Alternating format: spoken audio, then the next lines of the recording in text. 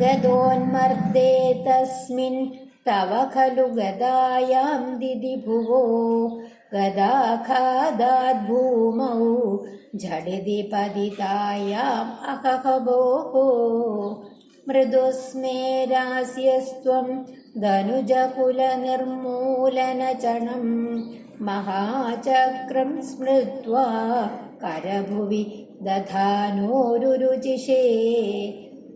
തസ്മിൻ ഗദോന്മർദ്ദേ, ആ ഗദായുദ്ധത്തില് തവ ഗദായാം ഖലു ദിദിഭുവഃ ഗദാഘാതാദ് ഝടിതി ഭൂമൗ പതിതായാം.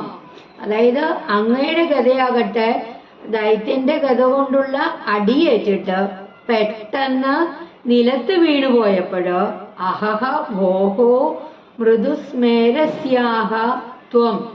ആശ്ചര്യമല്ലേ, അവിടുന്ന് പതുക്കെ ഒന്ന് പുഞ്ചിരിച്ചുകൊണ്ട് ധനുജകുല നിർമൂലന ചണം, ആ അസുരവർഗത്തെ മുച്ചൂടും വേരിറക്കുന്നതില് പേരെടുത്ത മഹത്തായ ചക്രത്തെ, മഹാചക്രം സ്മൃത്വ, ആ മഹാചക്രത്തെ അതായത് സുദർശന ചക്രത്തെ ധ്യാനിച്ചു വരുത്തിയിട്ട് കരഭുവി ദധാനഹ രുരുചിഷേ, അതിനെ തൃക്കൈയിൽ ഏന്തിക്കൊണ്ട് അവിടുന്ന് വിളങ്ങി.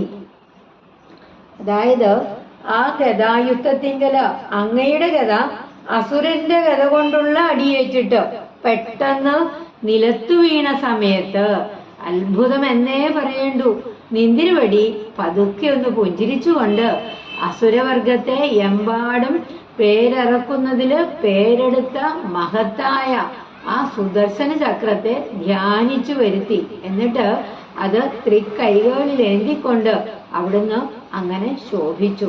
ശ്രീ ഗുരുവായൂരപ്പ ശരണം.